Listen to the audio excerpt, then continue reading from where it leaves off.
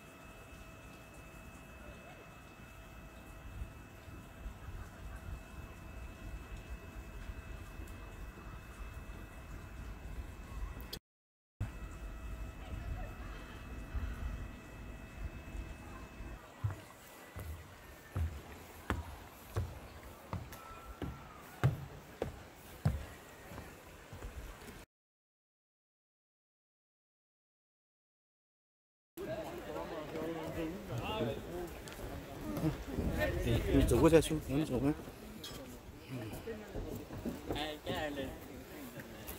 没了，走吧。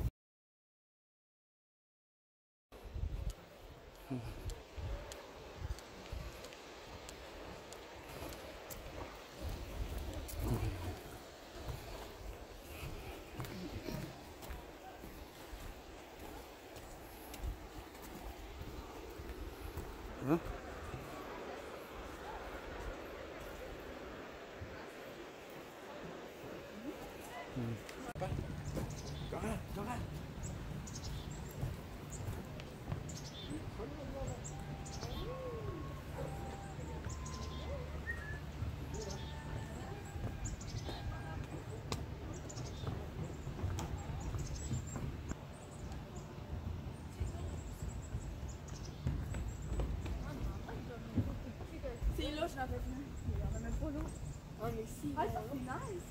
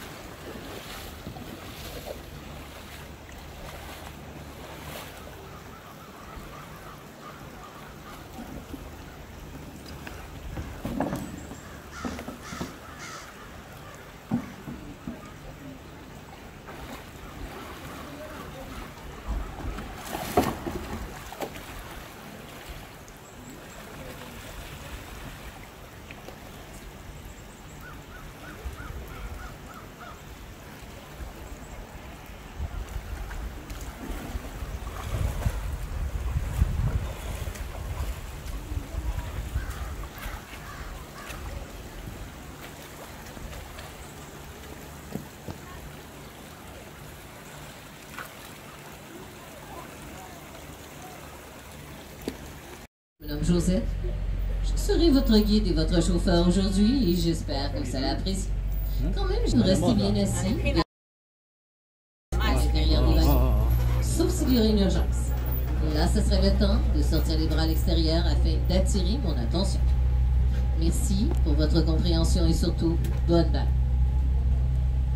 Le camp de bûcheron, le poste de traite et plus encore. Au cours de cette visite, nous verrons comment l'être humain et la nature ont cohabité au premier temps de ce pays. nature, ce n'est pas seulement des paysages, des plantes, des animaux, des lacs et des rivières. C'est un ensemble complexe d'écosystèmes doté d'une biodiversité riche et féconde. En observant sur la droite, vous allez voir un bison. Bisous. C'est un gros mâle, et ici ce sont des bisons d'Amérique, plus spécifiquement des bisons des plaines, deux sous-espèces au bison d'Amérique. L'autre, le bison des bois, il est encore plus gros, encore plus impressionnant, mais déjà les mâles chez les bisons des plaines sont impressionnants. Entre autres, ils peuvent peser plus du double du poids d'une femelle, qui fait dans les 800 livres en moyenne, et leur tête est plus large et plus foncée. Maintenant, ça vous surprend de le voir seul, ça ne vit pas en énormes troupeaux, des bisons. S'il est constitué surtout de femelles et de jeunes, les mâles peuvent être au travers, mais peuvent aussi vivre en solitaire quand ils sont de belle taille ou en petites hardes de mâles dès qu'ils sont adultes, dès l'âge de 3 ans. Une biodiversité dont nous faisons partie et au sein de laquelle nous évoluons. Au moins un canard colvert sur l'île. J'arrive à sa hauteur. Le canard colvert, on l'appelle bien souvent le mala. On ne se trompe pas, on fait l'anglicisme, il s'agit de son nom en anglais. Et c'est une femelle, puisque les mâles commencent à récupérer leur belle couleur en ce moment. Les canards mâles, pendant l'été, renouvellent leur plumage, ils volent moins bien, ils se font discrets, ils s'adoptent ce qu'on appelle un plumage d'éclipse. Mais leur belle couleur, ils les récupèrent à temps pour la migration d'automne, car bien des couples de canards se forment justement en ce moment. De temps en temps, c'est un petit coup d'œil à la route, et je ne suis pas infaillible. Donc de votre côté, observez partout vous autres aussi. Vous pourriez... Four à pain et poulailler, surtout le poulailler. C'est cette petite cabane très simple qui abritait la famille au tout début, en attendant le vrai confort. Et de débrouillardise. Enfin, les années de misère et d'isolement ont fait place à un certain bien-être, à plus de sécurité et de prospérité. Voilà des efforts bien récompensés. Ce que contemple Phileas, c'est le rêve d'une vie. Depuis toujours, ce même rêve a poussé des millions de personnes à tout laisser derrière elles pour partir vers des contrées nouvelles, riches et prospères, vers le nouveau monde. Au 19e siècle, tous ces gens sont en quête d'un même idéal. Une parcelle de terre qui les fera vivre et assurera un avenir meilleur à leur descendance. Pour s'établir, Phileas n'a pas hésité un instant. Il a pris le bois des forêts, l'eau de la rivière. Il s'est nourri des bêtes sauvages qu'il a chassées. Et après lui, des dizaines d'autres familles sont venues s'installer dans les environs. La poussière. Et cette habitude qu'ils ont, les bisons, de se rouler dans le sable, a pendant très longtemps contribué à la dispersion de graines de plantes herbacées des prairies, et même probablement juste devant la mangeoire des cerfs de Virginie. Quelques herbivores, comme les cerfs de Virginie, comme les ours, il y en a peut-être même plus qu'un. Les ours sur la droite.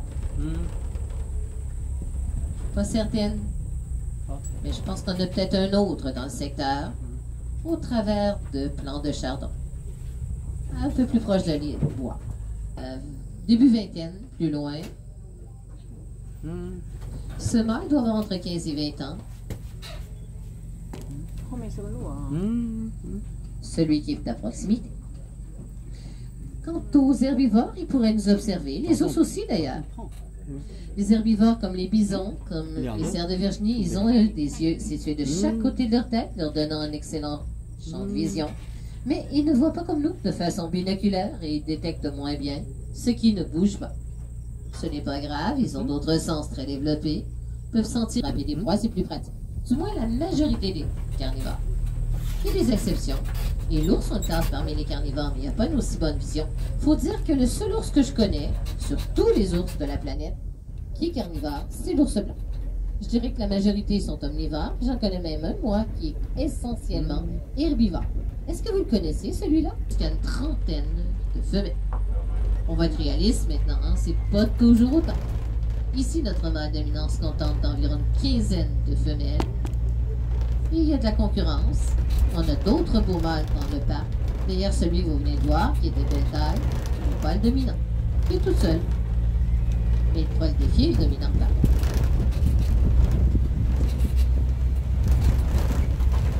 Distingue facilement grâce à des autres espèces, grâce à son double collier noir dans le cou sur fond blanc. C'est un oiseau de rivage qui niche au sol, parfois loin des points d'eau, et qui peut aussi faire semblant d'avoir une aile blessée quand il a des oisillons à protéger. D'autres bisons loin sur la gauche, très orangeant. Donc c'est tout un exploit. Vous avez peut-être remarqué des petits rongeurs aussi côté gauche si vous avez regardé comme il faut au ras du sol. Deux petits canards barboteurs côté gauche. Les plus petits, nos canards barboteurs, ce sont des sarcelles. Ils sont nés. Je n'irai pas vous dire l'espèce par contre. Pour l'instant, il me semble assez sombre. J'ai pas vu de couleur sur le miroir de leurs ailes. Et j'ai pas remarqué de couleur dans leur plumage non plus spécifiquement. Donc probablement qu'on avait des femelles ou des juvéniles. Ils sont plus durs à identifier. Il aurait fallu que je voie le miroir de leurs ailes, ce que je n'ai pas vu. Un autre loup arctique pour l'instant qui est visible à l'avance sur la gauche. Sur la baie. Les loups. Au cœur de la forêt, le chantier va durer plusieurs mois, dans des températures de moins. Avant même qu'il fasse jour, ils se rendent à la couquerie, où un copieux déjeuner de bines, de gruau, de pain, de confiture et de galettes les attend. Au menu du soir, ils auront droit à un autre bon repas fait de soupe au pois, de lard, de pain et de mélasse. Du solide. Mais pour l'instant, la forêt les attend. Voilà le camp que partagent le commis et le jobber, le contremaître. Tiens, le commis est revenu du dépôt de la compagnie. Son traîneau est bien plein de marchandises pour le magasin du chantier. Tabac, chaussettes, mitaines. Il ramène aussi de quoi remplir les cuisines. Patates, farine, lard, bines et pièces de viande. Mais pour les hommes, ce qui compte le plus, ce sont les précieuses lettres qu'ils rapportent. Enfin, les nouvelles de la famille. De quoi tromper la solitude. Au chantier, chacun a sa place. Les équipes de bûcherons abattent et ébranchent les arbres. Ils les apportent ensuite près du chemin de halage où les charretiers chargent les billes sur des slips. Les chevaux sont durs à l'ouvrage. Et à l'écurie, on en prend bien soin. Et puis, une chance, il y a une forge. Tout le camp profite du travail du forgeron. Grâce à lui, Il y a d'autres Birnage Canada à l'avant de nous. Ils risquent de s'envoler à notre approche. Il y a un beau pain blanc, aussi appelé de la pitou. La drave commençait au printemps, mais la majorité des draveurs restaient sur les berges et se contentaient de repousser dans le courant les billes qui venaient s'y jouer. À ma hauteur, une oie des neiges de forme sonde, appelée une oie bleue, une adulte, plumage foncé, tête blanche. Les juvéniles de cette forme entièrement près, je le présenterai. Ce sont moins, ça va être juste des canards. Il y a des signes à l'avant, 4 signes trompettes, aucune vit en Amérique. Le mot veut dire oiseau volant, peut-être pas les plus rapides dans le groupe des oies et des bernaches. L'oie des neiges, d'ailleurs qu'on voit fréquemment en sa compagnie, est plus rapide.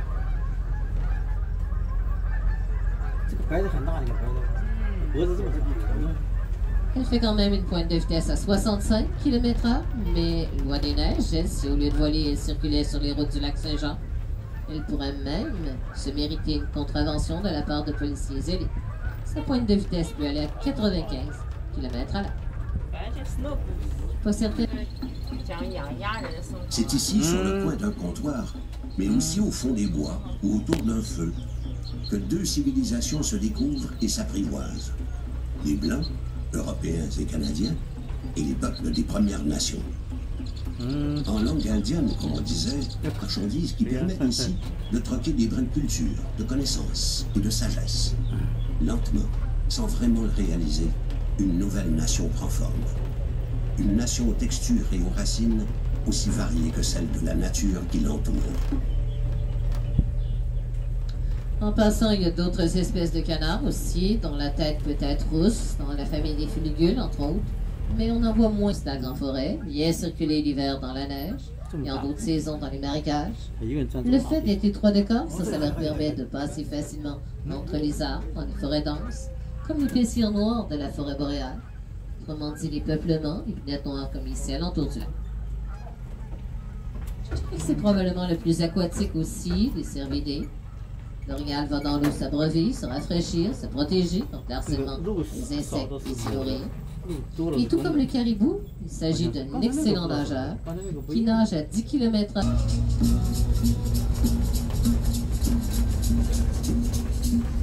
Les peuples autochtones habitent le vaste territoire canadien depuis des milliers d'années. Au Québec, les peuples qui vivent dans la forêt boréale sont surtout associés à la grande famille linguistique des Algonquiens. L'imposant Piquagami, le lac Saint-Jean, et le territoire des Inuits.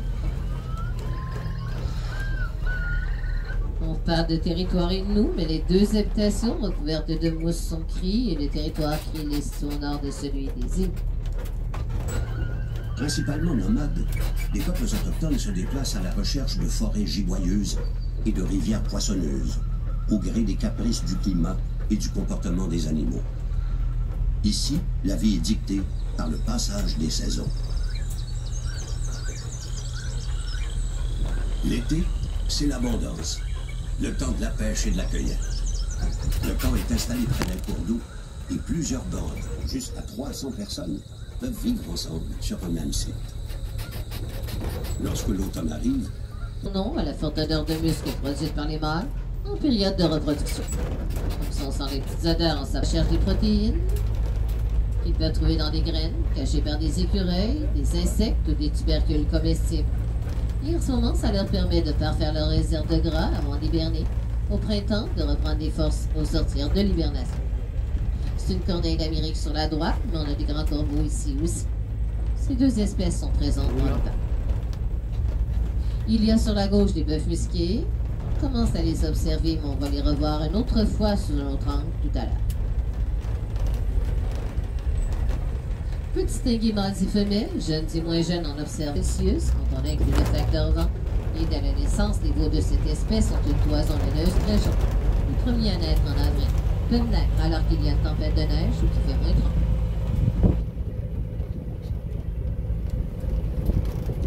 30. Énergie pour se refroidir. S'ils sont affaiblis, ça peut même devenir fatal. Cette dépense énergétique. Maintenant, avec le réchauffement climatique, arrive plus de bactéries et de maladies dans le nord. Ils sont très consanguins puisque sauvés de l'extermination. Fragiles à la maladie, et c'est pas les seuls dans le nord dans ce cas. Beaucoup d'espèces y sont pas habituées. les exploits d'ingénierie nés de la construction du chemin de fer au 19e siècle. Fabriqués avec des arbres coupés le long des voies ferrées, ces viaducs permettaient de franchir ravins et Tout ça et naturellement l'accouplement des femelles, en oubliant de bien s'alimenter. Donc quand la période de reproduction s'achève, ces gros mâles ont perdu beaucoup de poids, l'hiver arrive, c'est pas une période facile, l'énergie qu'il reste pour frôler du plus près l'extinction. Ils ont été chassés pour leur peau, à l'aube de leur industriel, ça a beaucoup servi à faire des courroies pour la machinerie. Leur chair, elle a nourri les travailleurs du chemin de fer, ceux qui ont construit les grandes voies transcontinentales, qui ont traversé de part en part l'Amérique du Nord. Avec leurs os de fil d'engrais, et malheureusement, on les a chassés aussi dans le seul but de la famille, les Amérindiens. Beaucoup d'herbivores dans le... Et la plupart de leurs terriers sont reliés entre eux par un réseau de tunnels. Donc on a ici, à 3 ou 4 mètres, de profondeur, le tronc. C'est un même regroupement social quand on est à Chine. On a eu des petits, on les appelait des chiots de prairie. Vous pourriez peut-être en reconnaître quelques-uns qui sont moins gros, mais sont maintenant autonomes. Pas très développés à leur naissance, ils passent 5 à 6 semaines à l'intérieur des terriers car ils naissent aveugles, souris nus. Mais à partir du moment où ils pointent la nuit dehors, ils commencent à se comporter comme les plus grands, car à 8 semaines, ils abandonnent celui-ci à leur progéniture qui y passeront au moins 1 an. Et eux vont s'en construire un autre un peu plus long. Ça s'appelle un très bon départ dans la vie.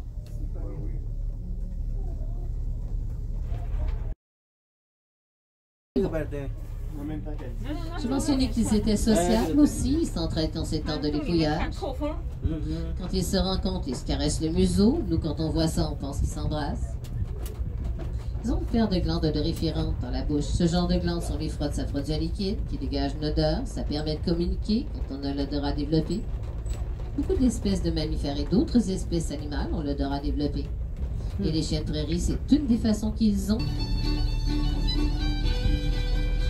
Le Klondike, promesse de richesse et de prospérité. Depuis 1850, l'Ouest succombe à la fièvre de l'or. Des centaines de petites communautés se développent. Plusieurs activités économiques en profitent, préfèrent diversifier leurs activités.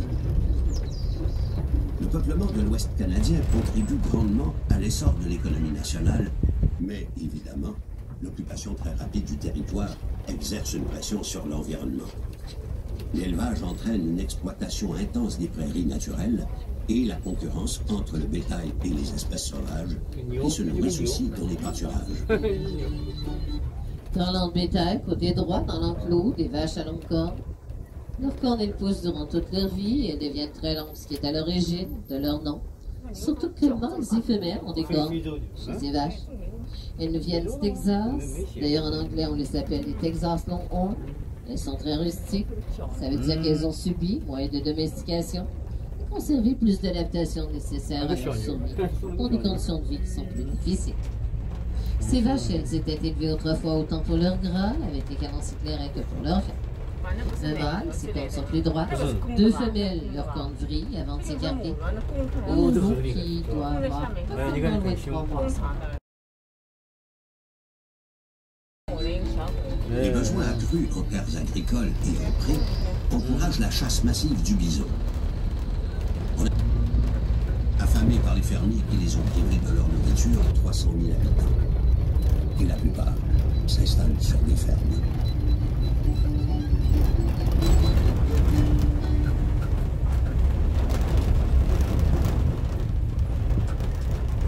À la sortie de la gare, le recyclage et les déchets réguliers. Il peut y avoir des questions aussi. Si c'est le cas, vous ne vous gênez pas pour venir me voir et me les poser. Pour le débarquement, je vais vous demander de remettre votre masque, mais dans la partie pédestre, vous allez pouvoir l'enlever à nouveau. Le débarquement se fera un banc à la fois, soyez patients. Il laisse.